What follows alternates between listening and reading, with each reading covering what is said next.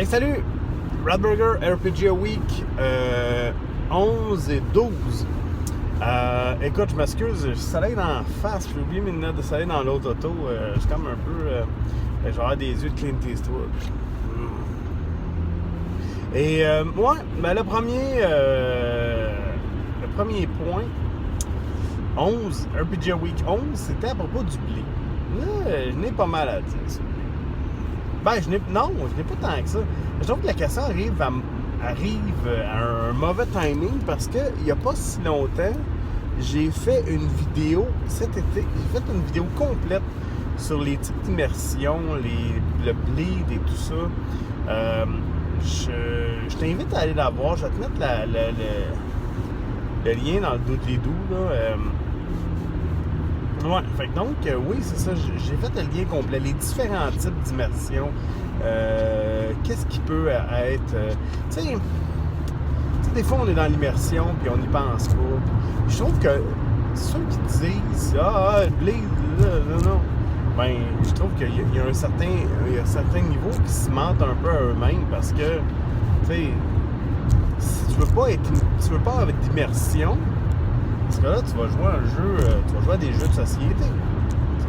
Puis même, là, tout le monde trouve le moyen d'avoir de l'immersion dans des jeux de société. Mais tu vas jouer à un jeu de société. Le jeu de rôle est justement le côté, tu sais, où est-ce que tu vas aller expérimenter des émotions un peu étranges, un peu que ton côté vive une vie que tu vis pas normalement. On va se parler d'exemples. Il y a bien ça. Il y a certains jeux qui sont beaucoup plus destinés à provoquer des bleeds.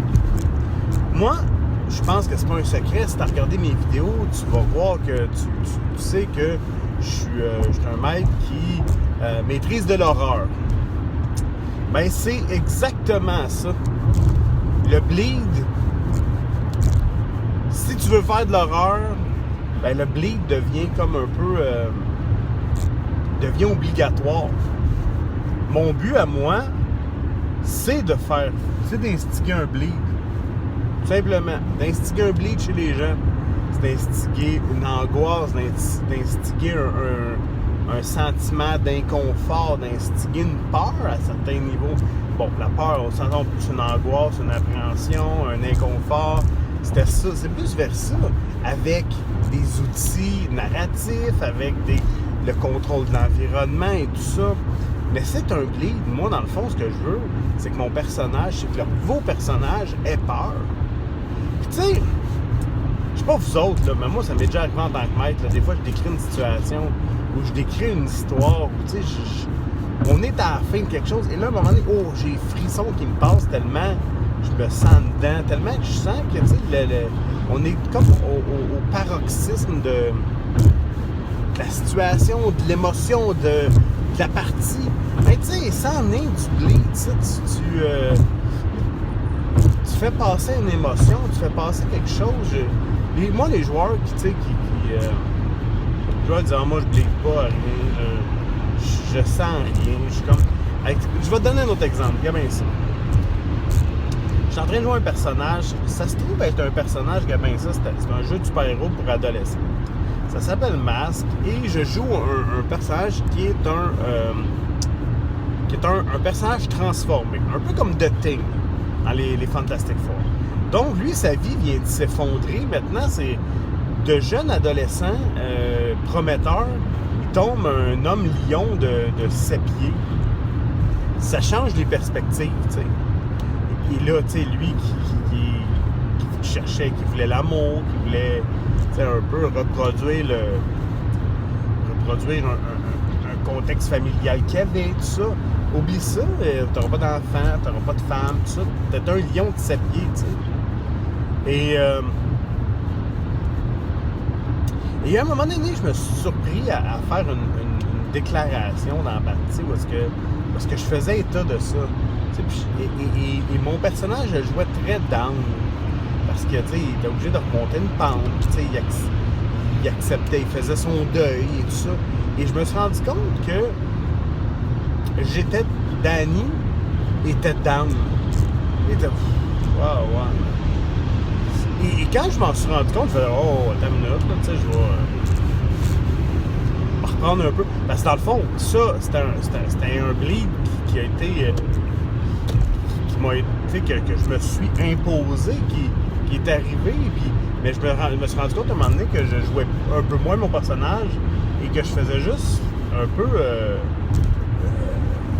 dériver, couler à cause de ça.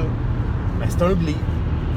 D'un autre côté, il y a des bleeds qui te donnent la hype, tu sais, que tu vas être hyper dedans et tout ça, tu sais.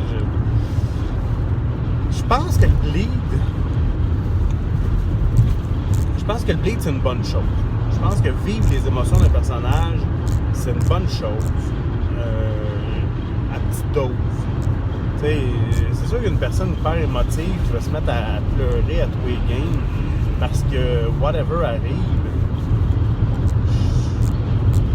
c'est moins cool pour cette personne-là.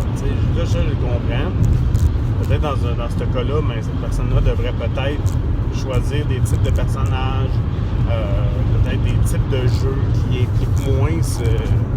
impliquent moins peut-être l'émotionnel. Choisir un jeu. Je veux dire, quand tu joues à Donjons et Dragons, là, de façon générale, puis tu fais du porte-ponce trésor, tu n'auras pas bien de blé. Tu sais, quand tu vas être sur une table à faire de la stratégie, tout ça, tu vas être en immersion. Mais tu ne seras pas dans le blé. Tu vas être autour de la table à faire de la stratégie. Ton personnage, c'est un stratège. C'est lui qui, il va regarder tout ça. C'est de l'immersion, c'est pas du blé. Mais tu sais, si ça te convient, je pense qu'à quelque part, si tu vis trop les émotions, effectivement, c'est une bonne chose. Mais moi, j'adore ça. Moi, j'adore me poser la question, savoir mon personnage, il va faire quoi, là? Il s'en va où? Dans quel sens gars, je te donne un exemple, tu sais, puis c'est un mini bleed, bébé bleed, là. Et ça se dit bien, ça, bébé bleed. J'étais lundi, là on est mercredi, on est jeudi aujourd'hui. Lundi, je jouais à Dungeon World avec, dans la partie de Christophe, l'Armée des Morts. C'est streaming sur Pilule Rouge. On va voir ça, tu vas capoter. Et à un moment donné, mon personnage, Tad Voringen, s'avance et moi, je vais retrouver ma gang. Donc là, je me fais choquer par mon unité qui ont eu peur des ghouls et tout ça. Fait que je finis par m'avancer jusqu'à la place centrale du village. Non, c'est pas vrai. Je pars en volant et bon, sur un espèce de bouclier. Je décolle, je vole, et là, je regarde un peu partout. Je finis par retrouver mes compagnons que j'avais perdus en cours de route. On s'était séparés avec les unités et tout ça. Et en bout de ligne, bon, tu sais, tabarouette. L'Apocalypse, le système Apocalypse World, propulsé par l'Apocalypse, tu peux jamais vraiment être sûr de rien, hein. Fait qu'à un moment donné, moi, je fais un regarder la situation, tu sais, qui est un move bien de base, là. Puis, paf, je l'ai manqué. Ouais, ça n'a pas été ma game côté jet de dés. Ouais. Et là, bon, lorsqu'on manque à ça, un 6-, ben, c'est au maître de jeu de nous imposer une... Dans le fond, c'est là qu'il va sortir la marde te tombe dessus. Bon, la marde te tombe dessus. C'est quoi exactement? Ben, ça peut être un peu n'importe quoi. Puis moi, comme j'étais dans les airs sur un bouclier, tu comprends que c'était tout tracé. Et comme de fait, à un moment donné, bon, pour X raison, mon bouclier, la magie a lâché. Il y a quelqu'un qui a lancé quelque chose, je me souviens plus trop. Et là, le bouclier tombe, paf! Et là, je suis comme tombé à pic. Et c'est le cas de le dire à pic parce que je suis tombé comme de plusieurs pieds. Je me suis fait des dommages.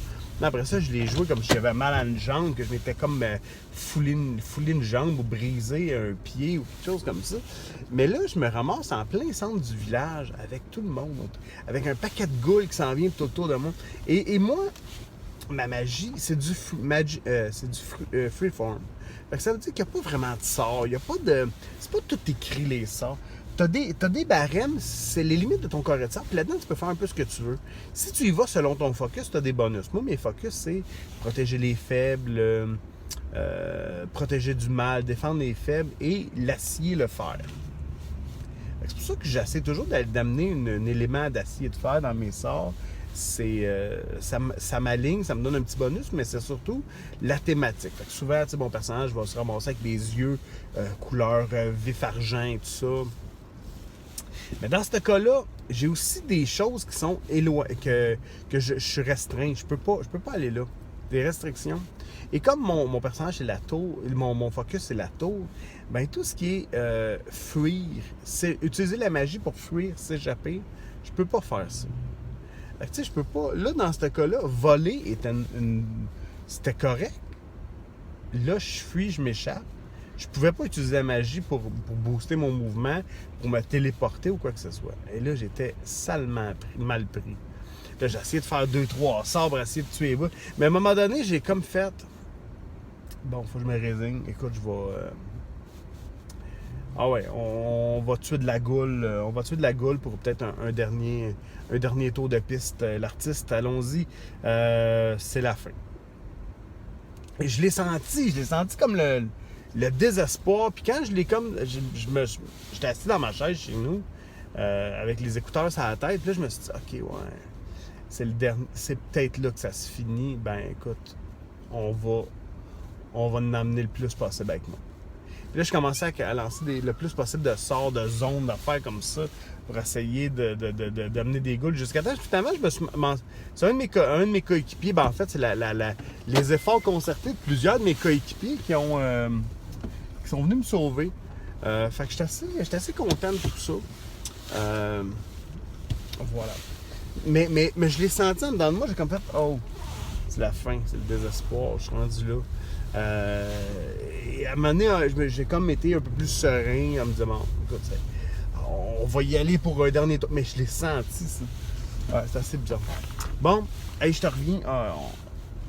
On va se faire une autre vidéo pour le RPG Week 12. À la prochaine.